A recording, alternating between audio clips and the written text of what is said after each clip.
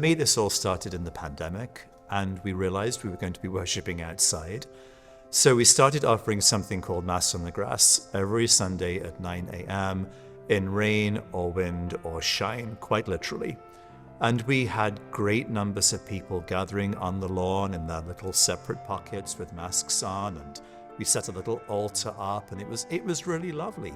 And then one day, during a kind of improvised sermon at Mass on the Grass, I asked people to pause, to stand up, and just to look around and see what they saw.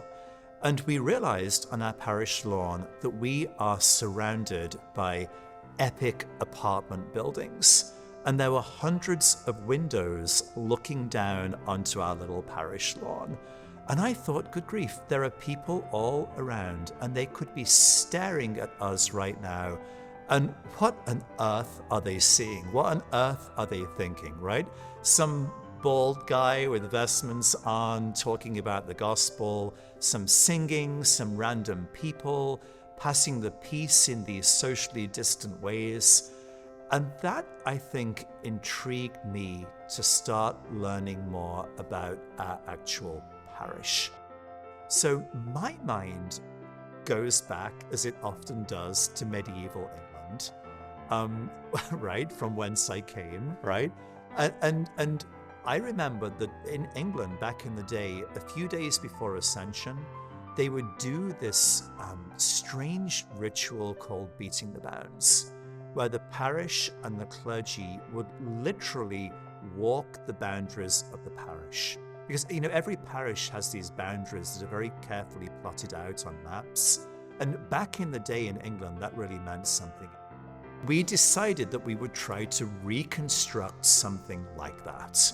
So we gathered on a winter Saturday morning, and we had contacted the diocese, we'd confirmed our boundaries, we'd planned out the route, and I think we walked for maybe 4 or 5 hours.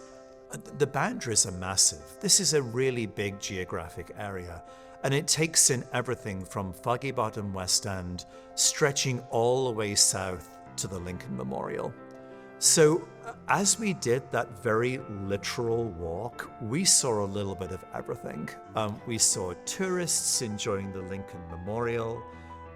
We walked past tents and homeless encampments. We walked past really packed, busy brunch places that seemed to be the focal point for life and activity. We started just to think on the basis of that, what does it mean to be the church in this place? It gave me a whole different vision of ministry.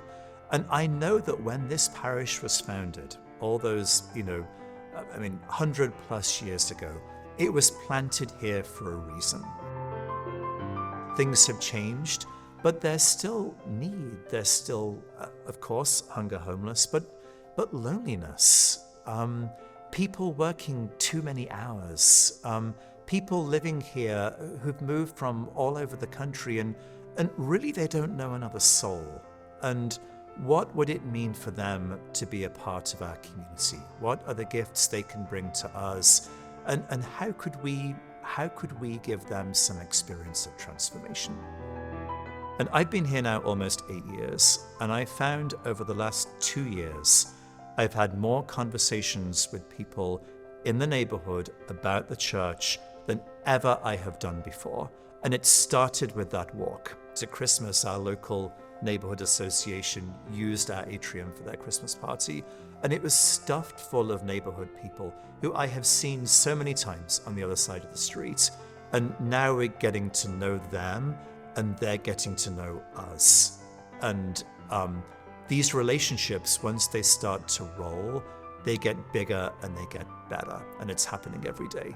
One example of that was the Christmas caroling. Right. In December, we went caroling around the neighborhood at a few specific spots, and at one, the neighbors were prepared for us. They had a barrel with a big fire in it and hot cider on a tailgate to hand out, and that was a really great connection with people right around the corner.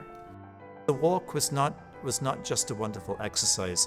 It was almost it was almost like a spiritual law for us, sort of opening our eyes to the work that God's setting before us and saying, look, a really important part of your system, your polity, your ecclesiology are these boundaries. So get out from behind your desks and get out from behind your books and go out there and do something about it. And that's what we're trying to do over and over again, whether it's singing carols or walking or hosting Christmas parties or standing in dog parks or renovating halls or renovating kitchens. It's all about living into that spiritual responsibility that I believe as Anglicans we have.